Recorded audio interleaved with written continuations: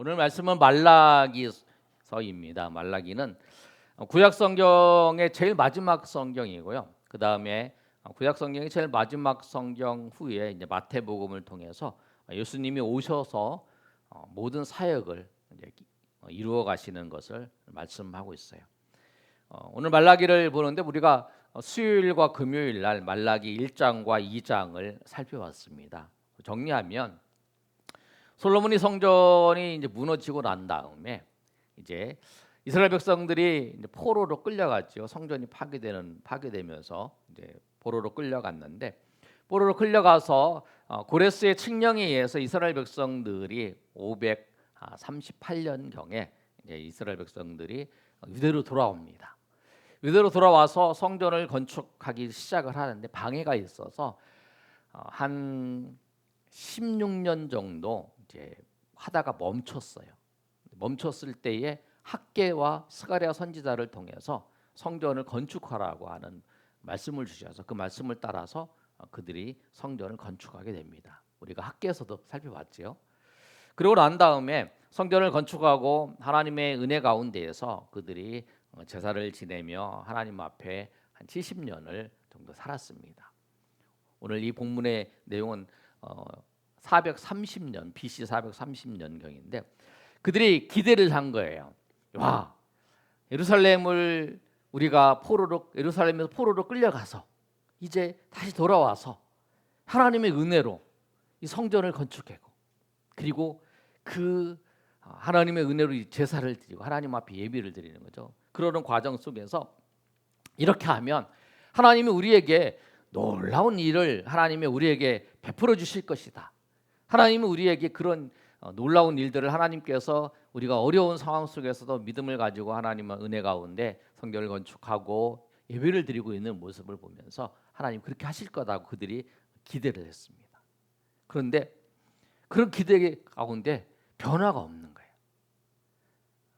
열심히 하나님을 섬겼는데도 변화가 없어요. 마치 그거죠. 우리가 예수님 믿으면 하나님 은혜 가운데 여러분의 인생에 우리가 큰 변화가 있을 거라고 생각을 한 건데 교회 와서 예배를 드렸는데도 하나님 예수님 믿고 열심히 섬기는데도 변화가 없는 거예요. 내 삶에. 그랬을 때 이들이 어떻게 하냐면 요령을 피우는 거예요. 제사를 드리는데 제사는 드려야 되니까 제사를 드렸는데 하나님은 흠없는 걸로 하나님 앞에 드려야 되잖아요. 그런데 이들이 1장과 2장의 내용을 보면 제사를 드릴 때 제사는 드려야 되니까 눈먼 거, 그 다음에 흠이 있는 걸로 그냥 제사를 드리는 거예요. 그런데 제사장들은 그거를 보고 그렇게 하면 안 된다. 하나님의 말씀에 그렇게 흠 있는 거나 눈먼 거로 이런 거 드리는 면은 안 된다라고 얘기를 하고 가르쳐 줬으면 되는데 제사장들도 백성들의 그 마음을 아는 거예요. 그 얘기를 하는 거예요. 우리가 열심히 섬겼는데 우리가 열심히 하나님 앞에 예배했는데 우리가 열심히 하나님을 섬기고 우리가 이 성전 건축을 할 때에 우리가 우리 재산을 하나님 앞에 드리면서 그렇게 했는데 우리 삶에 변화가 없는데 뭐 그렇다. 그러면서 그런 마음을 아니까 제대로 가르쳐주지 못한 거예요. 그렇게 하는 게 아니다. 그런데 2장에 하나님께서 이 제사장을 심판하시는 거예요. 그러면 안 된다.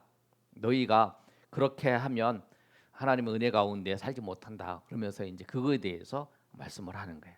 이들이 어떤 의문이 있었냐면 하나님이 정말 우리를 사랑하시는가? 정말 하나님 우리를 사랑하시면 우리를 왜 이렇게 내버려 두는가? 라는 생각을 가지고 있었어요. 그런데 또 하나의 생각이 뭐냐면 오늘 2장 17절의 말씀을 보시면 이렇게 말씀하고 있어요. 한번 읽어볼까요? 자, 시작. 너희가 말로 여호와를 괴롭게 하고도 이르기를 우리가 어떻게 여호와를 괴롭혀 드렸나이까 하는도다. 이는 너희가 말하기를 모든 악을 행하는 자는 여호와의 눈에 좋게 보이며 그의 기쁨이 또 말하기를 정의의 하나님이 어디. 아멘. 왜냐하면 이들이 자기가 열심히 하나님을 믿고 정말 정직하게 하나님을 섬기고 하나님이 하라는 대로 말씀대로 했는데 그렇게 하는 나는 가난하고 불의를 행하는 자를 보니까 더 잘 사는 거예요. 보면 그게 이제 후반절에 저기 있잖아요. 이는 너희가 말하기를 모든 악을 행하는 자는 여호와의 눈에 좋게 보이며, 이게 악을 행하는 거예요. 편법을 쓰면서 악을 행하는 사람들을 보니까 그들이 더 잘 살고 그들이 더 잘 된다는 것을 보는 거예요. 그러면서 그게 하나님 앞에 좋게 보이는 게 아니냐, 하나님이 그 사람들을 좋게 보이는 게 아니냐, 그러면서 말하기를 뭐냐면 정의의 하나님이 어디 계시냐, 정의 하나님이 어디 계시냐, 하나님이 정의로우냐, 아니다 그지. 저렇게 악을 행하고 저렇게 불의한 사람에게 하나님께서 복 주시는 것 같고 더 잘되게 하시는 것 같고, 그런 걸 보면서 하나님이 정의 하나님이 어디 계시냐라고 그들이 생각하고 있는 거예요. 근데 그 질문에 대해서 하나님이 정의 하나님으로 어떻게 나타나시는가, 오늘 본문을 통해서 나타나십니다. 정의 하나님이 어떻게 나시냐면, 하나님의 정의가 어떻게 나타나는가, 심판이 아니라 회복시키시는 것을 통해서 나타납니다. 한번 읽어볼까요? 자, 시작. 심판이 아니라 회복시키십니다. 2장 17절 우리가 읽었던 것처럼 정의 하나님이 어디 계시냐라고 그렇게 말했잖아요. 그랬는데 하나님의 정의와 사람의 정의가 달라요. 사람의 정의는 처벌하고 복수하는 거예요. 우리가 재판을 통해서도 저 사람의 잘못을 죄의 처벌을 하잖아요. 그리고 합법적으로 공정한 그 처벌이죠. 아니면 내가 개인적으로도 복수를 해요. 근데 그 복수는 법의 테두리 안에서 하는 거죠. 사람들이 자기가 할 수 있는 방법을 동원해서 그 복수를 합니다. 그런데 하나님은 방법이 달라요. 하나님의 정의는 회복을 시키는 것이 목적이에요. 하나님은 심판을 목적으로 하시는 게 아니라 하나님은 회복하시기 위해서 하나님이 그에 대해서 심판하는 거예요. 근데 이 기회는, 이 회복의 기회는 영원한 심판이, 예수님이 다시 오셔서 영원한 심판이 있기 전까지 해당하는 겁니다. 근데 하나님이 정의를 어떻게 세우시느냐? 하나님의 언약의 사자를 세우셔서 하나님의 자손들을 회복시켜 주십니다. 1장 오늘 3장 1절에서 3절까지 말씀을 보시면 이렇게 말씀하고 있어요.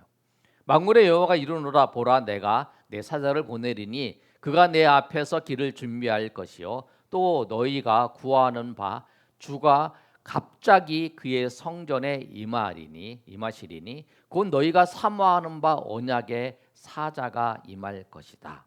그래서 이 사자가 임해서 어떻게 하시냐면 2절 하반절에 보면 그가 임하시는 날에 누가 능히 당하며 그가 나타나실 때에 누가 능히 서리요 그는 금을 연단하는 자의 불과 표백하는 자의 잿물과 같을 것이다 라고 말씀하고 있어요. 어떻게 회복시키냐면 불과 잿물로 회복을 시켜줘요. 2절 하반절을 먼저 보여주시면 이렇습니다. 2절 하반절 우리 보여주시면 한번 읽어볼까요? 자, 시작. 그는 금을 연단하는 자의 불과 포백하는 자의 잿물 같을 것이다. 그 잿물 같을 것이라고 뭐냐면 우리가 금을 얻을 때에 이렇게 영광 이렇게 잘 보시면 이 불을 통해서 그 불순물을 제거했잖아요. 녹여가지고. 그래서 금을 얻는 거예요. 그러니까 이 금에 불순물이 붙어 있는 것을 녹여서 그걸 얻는 거잖아요. 표백하는 잿물은 뭐냐면 그 당시에 뭐 양모가 이제 그들이 옷이었어요. 그리고 아니면 그 옷에 찌꺼기가 이렇게 묻어 있는 거예요. 그러면 이 잿물을 그것을 이제 놓고 뭐 발로 밟고 방망이를 쳐서 그 찌꺼기를 제거하는 거예요. 하나님께서 어떻게 하시냐면 불과 잿물을 통해서 심판에서 소변하는 게 아니라 그것을 통해서 회복시켜 주시는 거예요. 마치 수술해서 회복시켜 주시는 거라는 거예요. 그런데 하나님이 왜 이 정화시키는 거, 회복시켜 주시는 그 목적이 뭐냐면 3절 하반절에 말씀하고 있어요. 3절 하반절에 이렇게 말씀하고 있습니다. 한번 읽어볼까요? 자, 시작. 그들이 공의로운 제물을 나 여호와께 바칠 것이다. 아멘. 그러니까 하나님께 이들이 그들의 마음 속에서 하나님이 나를 정말 사랑하시냐? 하나님이 정말 정의로우시냐? 아니다. 하나님이 저 불의한 자가 더 잘 살게 되고 저 악을 행하는 자가 더 잘 살게 되는데 하나님 말씀을 지키면서 사는 게 그게 뭐 의미가 있냐라고 생각할 때에 하나님이 사자를 보내셔서 하나님의 사람을 보내셔서 그들을 심판하시고 그들을 하셔서 하나님께서 어떻게 하시냐면 공의로운 재물을 나에게 바칠 것이다라고 말씀하고 있어요. 하나님께 이제 공의로운 재물을 바치는 걸로 하나님 회복시켜 주신다는 거예요.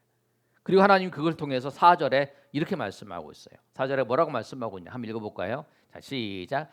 그때의 유다와 예루살렘의 봉헌물이 옛날과 고대와 같이 나 여호와께 기쁨이 되려니와. 아멘. 그렇게 하신다. 하나님께서 그 하나님께 드릴 봉헌물에 대해서 하나님의 예물에 대해서 재물에 대해서 제대로 하나님 앞에 드림을 통해서 그들이 하나님 앞에 기쁨이 되게 하신다라고 말하는 거예요. 재림 전에 예수님께서 다시 오시기 전에 하나님이 우리에게 심판에 대해서 말씀하시는 것은 뭐냐면 우리를 회복시키시려고 그러는 거예요. 내가 그 말씀을 하나님의 말씀을 들었어요. 그런데 그게 나한테 부담이 가고 막 나한테 그런 마음이 드는 거예요. 그러니까 그게 뭐냐면 그거는 나를 회복시키기 위한 하나님께서 나를 회복시키는 거예요.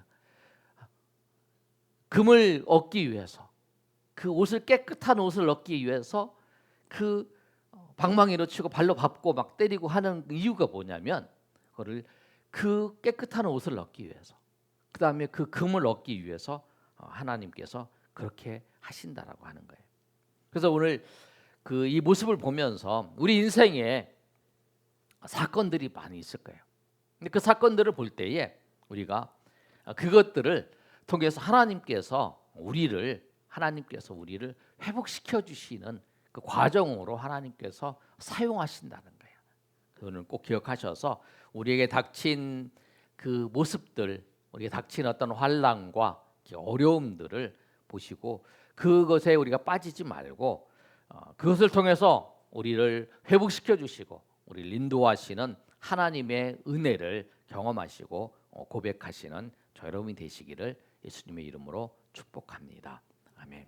그리고 하나님께서 이 말라기에는 6가지의 메시지가 있어요. 그 중에서 오늘 6절부터 12절까지 내용은 5번째의 메시지를 말씀하고 있어요.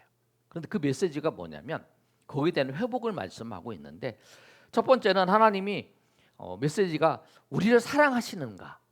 두 번째는 이 하나님을 사랑하지 않기 때문에 우리 하나님 백성들이 하나님을 사랑하고 하나님의 사랑을 믿지 못하기 때문에 재물을 제대로 하나님 앞에 드리지 못하고 그 제사장들은 그것에 대해서 정확히 가르쳐 주지도 못하고 그리고 오히려 백성들은 제대로 하나님의 말씀을 가르치지 못하기 때문에 부자인 그 페르시아 사람들과 결혼해서 자기가 살았던 그 아내를 버리는 거예요. 그래서 우상에 빠져버리거든. 뭐 이런 모습들이 그들에게 있는 거예요. 그리고 네 번째는 아까 말씀한 것처럼 하나님이 정의가 있는가? 하나님은 정의가 있다. 하나님은 회복시켜 주신다고 말씀하는 거예요. 그 다음에는 뭐냐면 5번째가 메시지가 11조와 봉헌물에 대해서 말씀하고 있어요. 11조의 봉헌에 말씀하고 있는데 하나님께서 이 11조와 봉헌물에 대해서 어떻게 말씀하시냐면 11조와 봉헌을 말씀하시는데 우리 11조는 잘 알지요. 그런데 봉헌물이 뭐냐면 봉헌물은 이거예요. 11조에 11조를 드리는 거예요. 그러니까 이제 레위인 11조는 레위인에게 하나님께서 그 생활하기 위해서 하나님이 주신 거예요.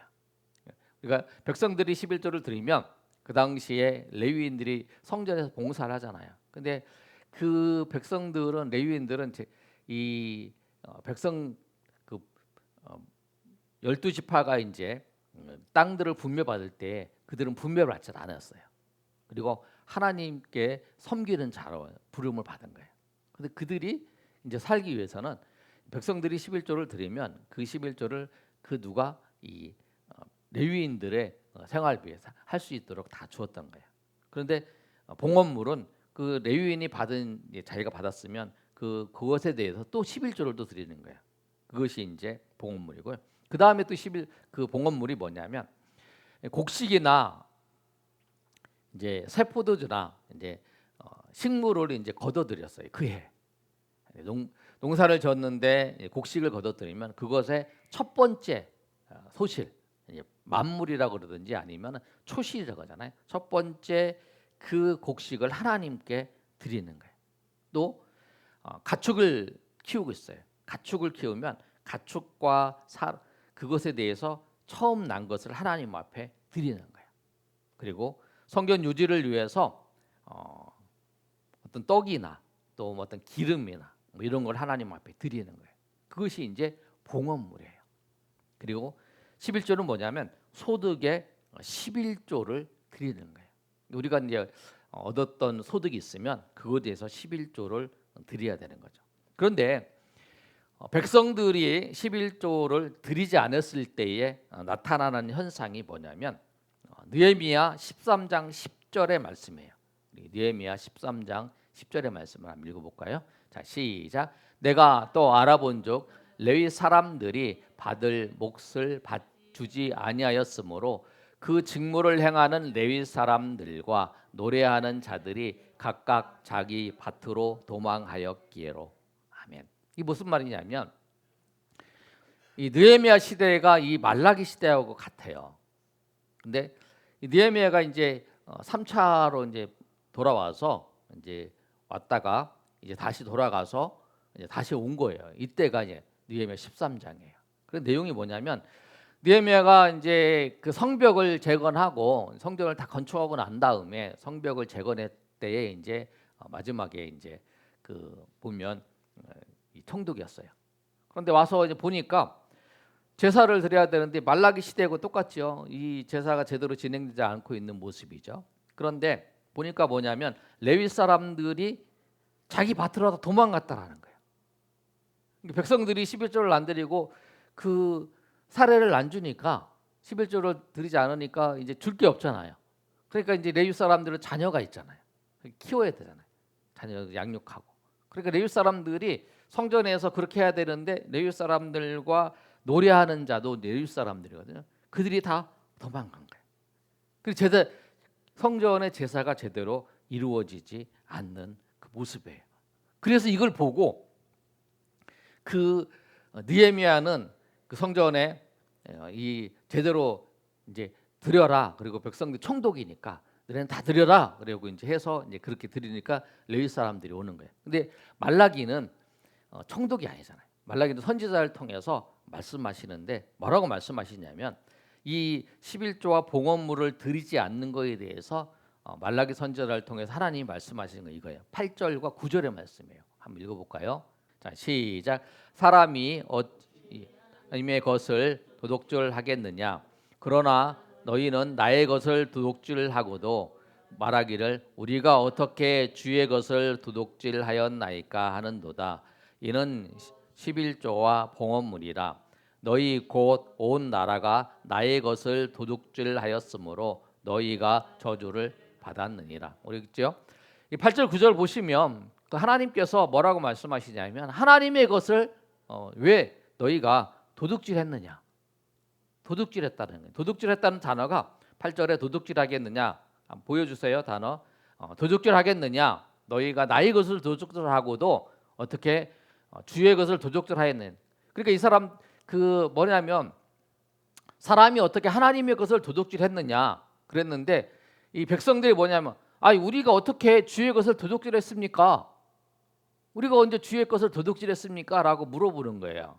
말하기를 우리가 어떻게 주의 것을 도둑질하였나이까? 라고 물어봤더니 그것이 뭐냐면 네가 하나님의 것을 도둑질한 것이 11조와 봉헌물이라고 말씀하는 거예요.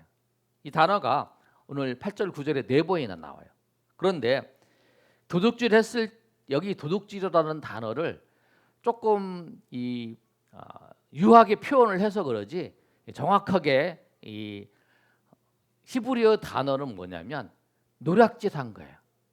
강도가 뺏는 거예요. 강도처럼 네가 하나님 것을 뺏었다라는 거예요.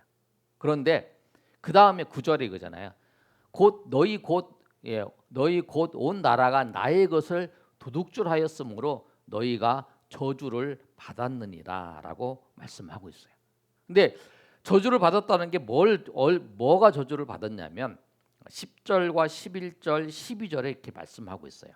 뭐라고 말씀하고 있냐면 하나님께서 말씀하시는데 하나님께서 어떤 것으로 너희가 저주를 받았냐면 하늘 문이 닫힌 거예요. 하늘 문이 닫혔다. 너희가 11절 드리면 하나님께서 열어주실 거라고 말씀하시면서 뭐라고 말씀하냐면 나의 집에 양식이 있게 하고 그것으로 나를 시험하여 내가 하늘 문을 열고 너희에게 복을 쌓을 곳이 없도록 붙지 않느냐 보라. 그게 뭐냐면 이 네 가지예요. 하나님이 저주를 받은 게 그 농사를 지어야 되는데 때에 하늘 문을 연다는 건 뭐냐면 때에 비가 오지 않는 거예요. 가뭄이 임한 거예요. 그리고 메뚜기가 그 농작물을 추수를 해야 되는데 그 메뚜기가 다 농작물을 초토화시켜 버리는 거예요. 그런 일들이 있었던 거죠. 그리고 포도나무 열매를 맺어야 되는데 그 전에 막 떨어져 버리는 거예요. 그리고 이방인 앞에서 너는 저 사람은 하나님 믿었는데 하나님 믿고 사는데 저렇게 뭔지 하기만 하면 잘 안 된다라고 그렇게 그런 상태가 되는 거죠. 그게 저주를 받는 거예요. 그런데 하나님께서 이들에게 도전을 줍니다. 뭐라고 도전을 주냐면 너 시험해봐라는 거야. 너 하나님 앞에 온전한 봉헌물과 11조를 드려봐라. 그러면 내가 너에게 주겠다는 거야. 하나님 그것을 역사해 주시겠다는 거야.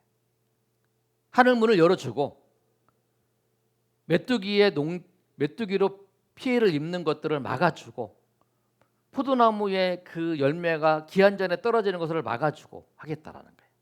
10절 한번 읽어볼까요? 자, 시작. 만군의 여호와가 이르노라 너희의 온전한 11조를 창고에 들여 나의 집에 양식이 있게 하고 그것으로 나를 시험하여 내가 하늘 문을 열고 너희에게 복을 쌓을 곳이 없도록 붙지 아니하나 보라. 아멘. 그래서 하나님께서 뭐냐면 성경에는 하나님은 시험하지 말라 그래요. 너희 하나님을 왜 시험하냐? 하나님은 시험하지 말라 그러는데 하나님이 이 말라기의 이 3장 10절의 말씀에 너 한번 나를 시험해봐라. 네가 봉헌물과 11조를 하나님께 드리면 하나님이 그렇게 하시겠다라고 하는 거예요.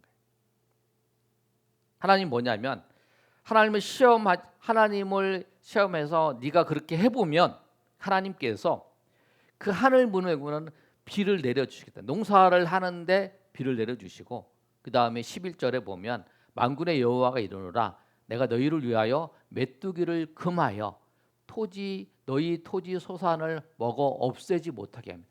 그전에는 메뚜기가 와서 너희가 토지 소산한 것을 다 먹어서 치워버렸다라는 거예요. 그랬는데 그렇게 못하게 막아주겠다라는 거예요. 그리고 12절의 말씀을 보시면 11절 한번 보세요. 너희 땅이 아름다워짐으로 그 다음에 너희가 복되다 하리라. 하나님께서 그렇게 하신다라고 하는 거예요. 그렇게 해보라는 거예요. 그럼 하나님이 너희에게 그렇게 하시다는 거예요.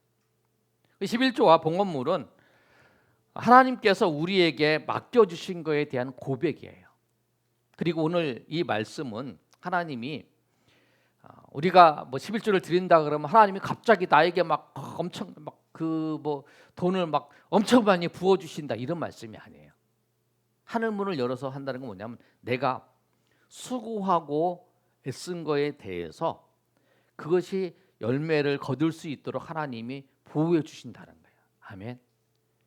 우리가 그래 너희가 수고하고 애썼는데 너희가 그것을 거둬들일 때가 됐는데 이게 포도나무가 떨어져 버려가지고 아니면 메뚜기가 와서 다 먹어치우는 거. 그 뭐냐면 하나님이 너희를 보호해 주시 않았기 때문에 그런 거라는 거예요. 너희가 해봐라 하면 그 일 한다. 이제 이거는 뭐냐면 하나 말라기 선지자를 통해서 책망하는 게 아니라 그것을 회복함을 통해서 그들이 하나님의 은혜 가운데 살도록 인도하시는 거죠. 뭐냐면 11조 봉헌물에 대한 거는 뭐냐면 그 물질에 대한 고백이에요. 나의 모든 물질이 하나님이 주신 것이다. 그것에 대한 고백이죠. 그리고 그 청지기는 하나님의 뜻을 따라서 살아가는 사람이에요. 우리가 청지기예요. 하나님의 뜻을 따라서 하나님 말씀대로 살아가는 거죠. 그래서 오늘 이 말씀처럼 하나님께서 두 가지로 오늘 말씀하셨어요. 하나님께서 정의에 대해서, 심판에 대해서 말씀을 하셨는데, 그 하나님의 말씀대로 살지 아니하고, 근데 하나님께서 그 심판은 뭐냐면 회복시켜 주시는 거잖아요. 근데 이 이스라엘 백성들이 하나님의 말씀을 따라서 봉헌물과 또 11조를 드리지 않았기 때문에 그들이 저주를 받았잖아요. 그런데 그것에 대해서 하나님이 말씀하신 이유가 뭐냐면 그들을 회복시켜 주시려는 거예요. 그래서 그들이 그걸 회복함을 통해서, 그전에는 내가 농사를 져도, 그 다음에 내가 가축을 지어도, 가축을 내가 하도, 그 다음에 내가 과일 농사를 져도 기한 전에 다 떨어져 버리는 거예요. 그런데 하나님 앞에 하나님 말씀을 듣고 순종하고 하나님을 인정하고 하나님의 뜻대로 살고, 그러면 하나님께서 그 모든 것을 막아주시고 하나님이 지켜주셔서, 하나님이 우리가 수고하고 애쓴 대로 하나님께서 그것을 붙잡아 주시고 인도해 주신다라고 하는 그것을 말씀하고 있는 거예요. 그래서 이 말씀은 모든 것이 뭐냐면 하나님이 우리를 회복시켜 주시기 위해서 하신 말씀이라는 것을 우리가 꼭 기억하셔서, 오늘 하나님께서 너희에게, 우리에게 나를 시험해 보라라고 하는 그 말씀은, 우리가 그렇게 하나님 앞에 나와 하나님의 말씀을 따라 살으라고 우리를 부르시는 것을 알고 우리가 하나님 앞에 나아가시는 저 여러분 되시기를 예수님의 이름으로 축복합니다. 아멘.